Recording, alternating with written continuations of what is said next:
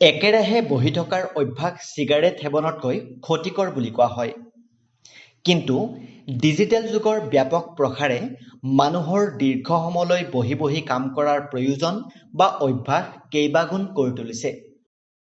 Computer বা mobile এতিয়া কেৱল প্ৰয়োজনেই হৈ থকা নাই, লগতে বিনোদনৰ উৎসও হৈ পৰিছে। ইও আমাৰ বহি থকাৰ সময় বৃদ্ধি কৰিছে। চিকিৎসা বিশেষজ্ঞসকলে আঙুলিয়াই দিছে যে অধিক সময় বহি থকাটো আৰু ত্ৰুটিপূৰ্ণভাৱে বহাৰ ভংগীৰ স্বাস্থ্যৰ ওপৰত দীৰ্ঘস্থায়ী নেতিবাচক প্ৰভাৱ আছে। ত্ৰুটিপূৰ্ণ ভংগীত বহি বহি কাম কৰা বহু কৰ্মচাৰীৰ পিছৰ জীৱন বিভিন্ন প্ৰকাৰৰ স্পণ্ডিলাইটিছকে ধৰি মেৰুদণ্ড সম্পৰ্কীয় পীড়াত আক্ৰান্ত হ'ব পাৰে। পিঠিৰ বিষ সম্পৰ্কীয় গৱেষণাবোৰৰ ফলাফলত বেছিভাগ পিঠিৰ বিষৰ আঁৰত শৰীৰক ত্ৰুটিপূৰ্ণ ভংগীমাত ৰখাৰ অভ্যাসক দায়ী কৰা হৈছে। হাৰ্ভাৰ্ড হেল্থৰ ৱেবছাইটত প্ৰকাশ পোৱা এটা প্ৰবন্ধত কোৱা হৈছে যে ত্ৰুটিপূৰ্ণভাৱে বহাটোৱে মানুহৰ হজম শক্তিকো প্ৰভাৱিত কৰে।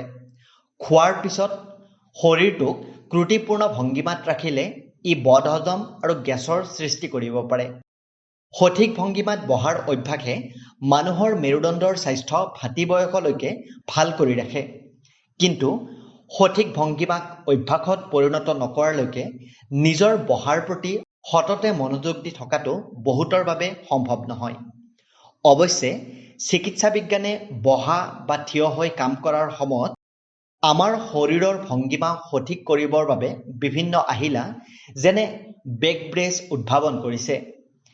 এইবোৰ গাত লগাই লৈ আমি নিজকে বেকা ভংগীমাত নৰখাটো নিশ্চিত কৰিব পাৰোঁ। 2 বছৰৰ পূৰ্বে চীনত শিশুক ছাত্ৰাৱস্থাৰ পৰাই মেৰুদণ্ড পোন কৰি বহিবলৈ আৰু লিখাৰ ভাল ভংগীমা শিকাবলৈ এখন বিদ্যালয়ে টেবুলত বিশেষ ধৰণৰ বাৰ সংলগ্ন কৰাৰ এটা ভিডিঅ' ভাইৰেল হৈছিল।